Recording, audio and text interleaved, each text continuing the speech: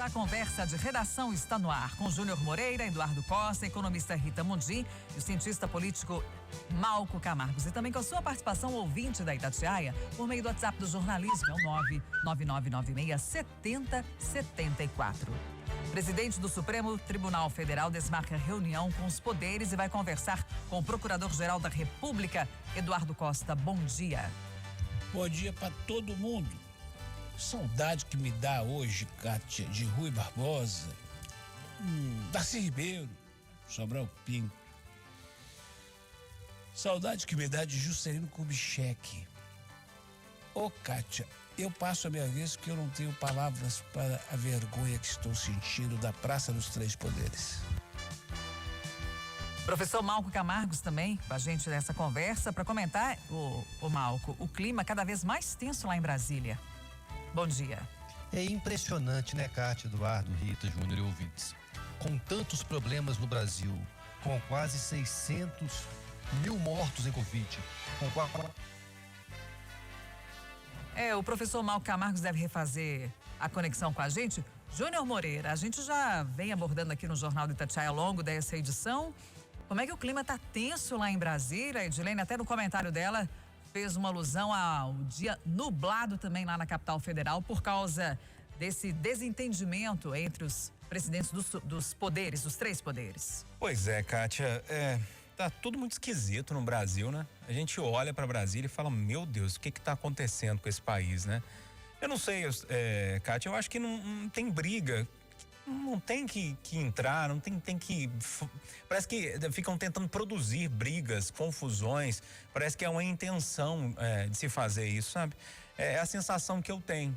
Porque o país com tantos problemas como a gente tem, com tantas dificuldades como a gente tem, mais uma briga entre chefes de poderes era o que a gente não precisava, né? Algumas falas eu tenho certeza que poderiam ser evitadas, né? Algumas atitudes eu tenho certeza que poderiam ser evitadas para a gente não chegar ao ponto que está. A situação lá em Brasília, eu conversava com alguns colegas lá da capital federal também, e é a mesma sensação que a Edilene teve, que você citou aí. O clima está muito nublado, o clima está muito tenso, e eu tenho medo, viu, Kátia, de verdade, onde que a gente pode parar com essa história toda. Tomara que as coisas fiquem mais tranquilas nos próximos dias e que a situação se apazigue, porque realmente o clima é bem tenso na capital federal. Ô, Rita Mundim, esse assunto ele é tão importante que até o mercado financeiro vai ficar atento aos desdobramentos ao longo do dia, né? Está sofrendo. O mercado a Rita Mundim, a gente vai voltar a fazer a conexão com ela, ou refazer o contato, não sei, porque não está dando para ouvir. Vamos tentar de novo, Rita Mundim? Não? Então tá. O professor Malco Camargos também deve voltar para poder comentar esse primeiro tema. Vamos em frente, gente. O Senado vai analisar a privatização dos Correios. A PEC do voto impresso pode ir ao plenário, mesmo com queda na comissão. Júnior. Pois é, Kátia, sobre a questão da privatização dos Correios, eu sou super a favor, sabe? Eu não vejo problema de verdade em privatizar os Correios, não vejo necessidade do governo federal, qualquer outro governo, ter uma empresa que entrega carta e encomenda. Eu acho que lá atrás, né? Muito lá atrás, fazia até algum sentido, né? Porque tudo era por correspondências no mundo e tal. Fazia um certo sentido, talvez. Agora, hoje em dia, não. Eu acho que o governo precisa cuidar de coisas mais essenciais no nosso dia a dia, né? Como diz Eduardo, largar a perfumaria um pouco de lado, preocupar um pouco mais com a essência. O meu único senão nessa história, Kátia, é a questão da privatização. É a seguinte, não adianta muito você tirar da mão do governo um monopólio e entregar para a mão da iniciativa privada. Então, eu fico muito preocupado com o modelo que vai ser implementado. É lógico, passou na Câmara, tem discussão no Senado ainda, mas meu único sinal nessa história é o modelo de implantação. Se for para tirar do governo o monopólio e dar para a iniciativa privada, para mim fica meio sem sentido. Tomara que seja pulverizado, né?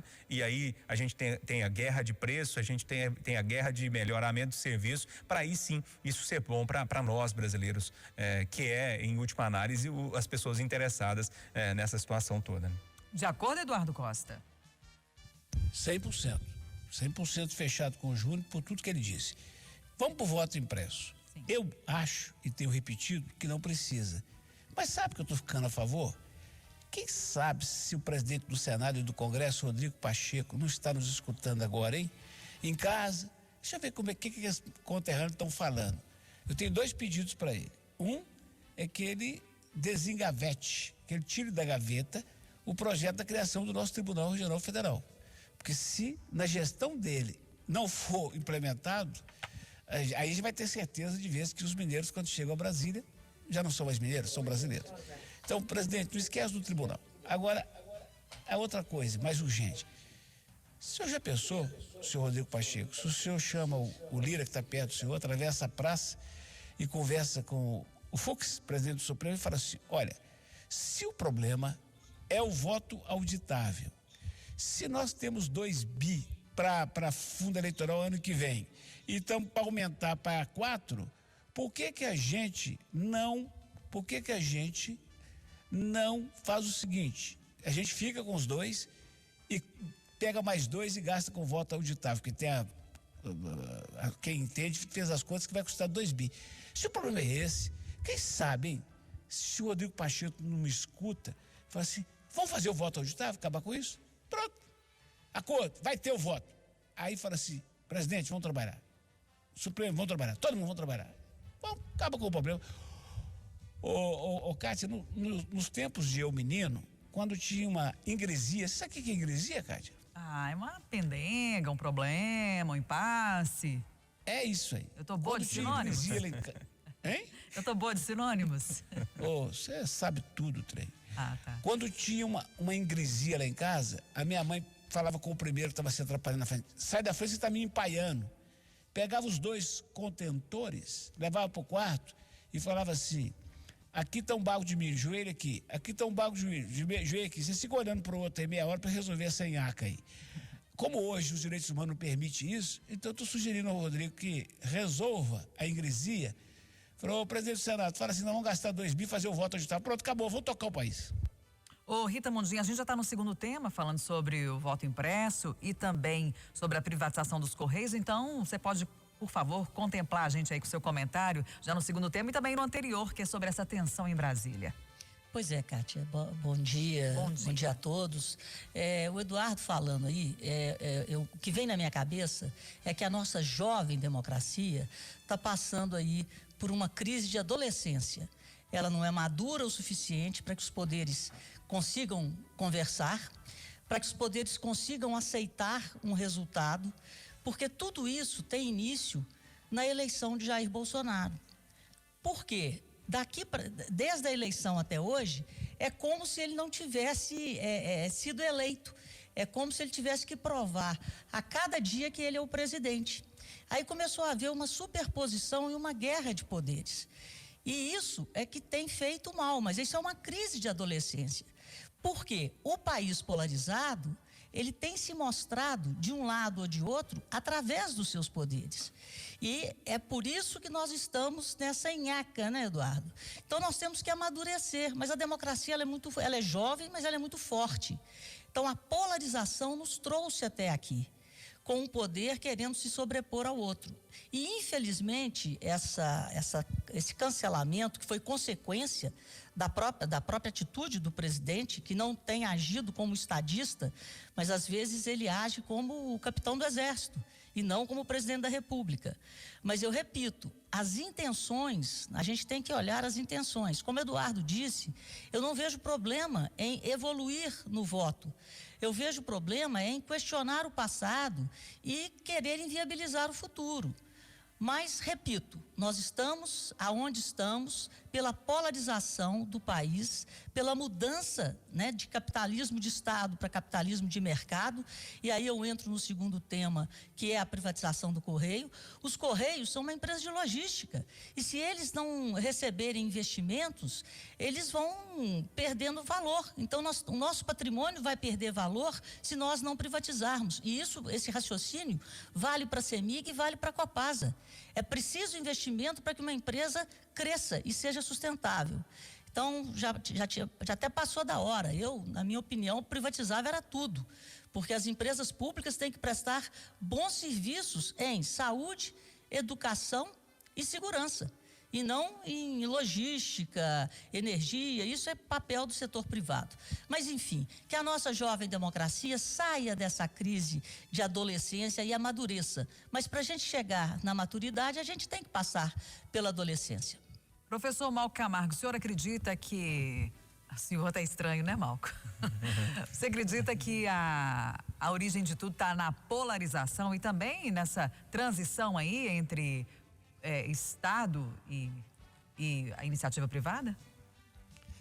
Bom, eu acho que é muito mais do que a polarização, né? A personalidade do presidente explica bem o que estamos vivendo neste momento. A grande dúvida que fica é o que leva Bolsonaro a insistir tanto com essa questão do voto auditável, insistir tanto em fazer uma releitura do passado em prol da sua visão de mundo. A grande questão é, Bolsonaro já está percebendo que suas chances eleitorais estão diminuindo e antecipando a sua derrota, já cria canais para melar o jogo? Ou, de fato, Bolsonaro não percebe que há outros pontos muito mais relevantes para ele cuidar do que preocupar com o voto auditável? Vide os quase 15 milhões de desempregados, os quase 600 milhões de mortos pelos Covid, o problema na cultura, no meio ambiente, na saúde, na educação. Ou seja, a agenda do presidente é muito mais complexa do que eles têm dedicado o seu tempo nos últimos tempos.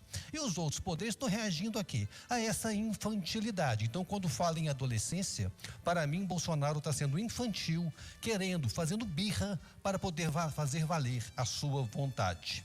Quanto aos Correios, né?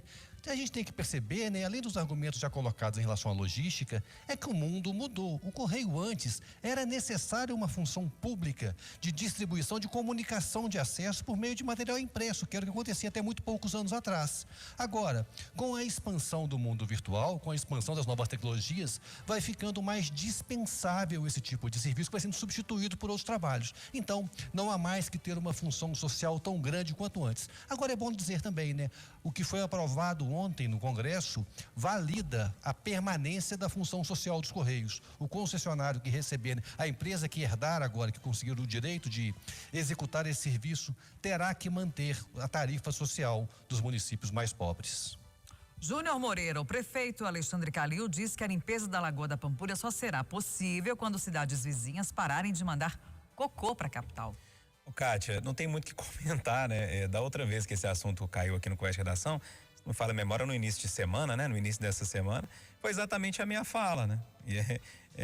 Se não parar de chegar sujeira na lagoa, ou seja, se não parar de chegar cocô na lagoa, não adianta tirar, né? A primeira ação que precisa ser tomada é estancar esse esgoto que vem de cidades da região metropolitana e também de Belo Horizonte. Aí é um problema do governo do estado e da Copasa, junto com as cidades, precisa ver o que pode ser feito e a partir daí a gente limpar a lagoa. Agora, se limpar um lugar, imagina só você limpando sua casa.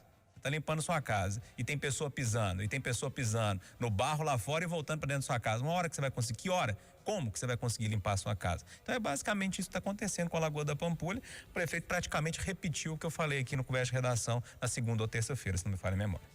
É a reação esperada mesmo, Eduardo Costa. Kátia, o prefeito disse ontem o que eu repito aqui há 36 anos. Prefeito Calil, com o respeito de sempre, o senhor não contou novidade nenhuma. O que eu quero saber é o que o senhor tem feito no sentido de se reunir com os prefeitos das cidades vizinhas que mandam cocô e com o governador para resolver isso. Agora, o problema, o senhor detectou, mas nós detectamos há 50 anos. Nós queremos saber é a solução. Abri um parênteses, Kátia, para dizer que a Nelly, aqui no presidente da Câmara, me ligou ontem, afirmando que o projeto dela, ao contrário do que eu entendi, não estabelece criação de espaços para a amamentação da população em geral. O que ela quer é que as repartições municipais tenham um espaço para que a servidora que estiver trabalhando possa colher num ambiente limpo e organizado e tranquilo o leite para amamentação. Muda de figura, o registro está feito. Deixa eu aproveitar essa fala do Eduardo, Kátia, abrir espaço para ela hoje no plantão da cidade. A vereadora vem explicar para a gente como que é o projeto, enfim, para ver se a gente muda de ideia ou continua com aquela ideia nossa de ontem. Eu também quero conferir então esse esclarecimento. Rita Mundim, sobre a declaração do prefeito Alexandre Calil. Kátia, pegando aí no que até o Júnior falou, né, que você está limpando a sua casa e está vindo a sujeira do vizinho, aí eu junto ao que o Eduardo falou. Nós já sabemos disso, todo mundo já sabe, tem que chamar o vizinho para conversar. Então, se você não chama o vizinho para conversar, o problema não será resolvido. Então, o que falta, primeiro, é vontade de resolver. Porque alguém tem que descer do pedestal e bater na porta do vizinho. Então, tem que haver a vontade de resolver e não esse empurra-empurra. Não, o problema não é meu, então eu não vou resolver. Então, enquanto o outro não resolver, eu não resolvo a minha parte. Então, se o problema é em partes, cada um que faça a sua parte. Mas para que isso aconteça, é preciso que haja a compreensão de que as partes juntas resolverão o todo e colocarão à disposição da população um equipamento tão fundamental e, volto a dizer, um péssimo exemplo de gestão para todos eles. Porque isso é um exemplo de falta de gestão e de falta de preocupação com a sustentabilidade ambiental e social. E o exercício do diálogo na política, né, professor Malco?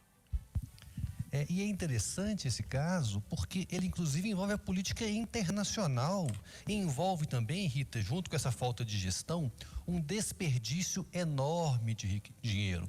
A Agência Francesa de Financiamento, né, tem feito um trabalho de fomento para que a gente possa ter a política ambiental mais correta na capital, e Belo Horizonte entrou na captação desse recurso, ou seja, de desassoreamento de limpeza da Lagoa da Pampulha. Agora, o que adianta ficar pegando dinheiro internacional, endividando os cofres da cidade para fazer um problema que é apenas reativo? É mais ou menos como a coisa da chuva, né? Não basta reparar a cidade depois dos danos causados pela chuva. A prefeitura tem que agir preventivamente para que a cidade pare de alagar.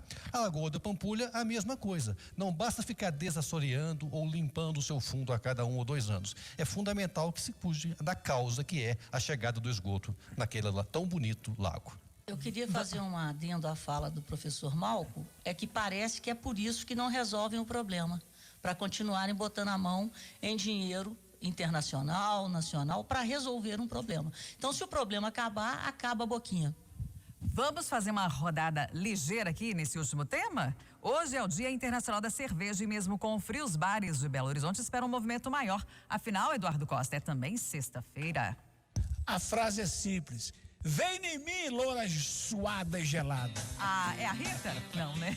Desculpa.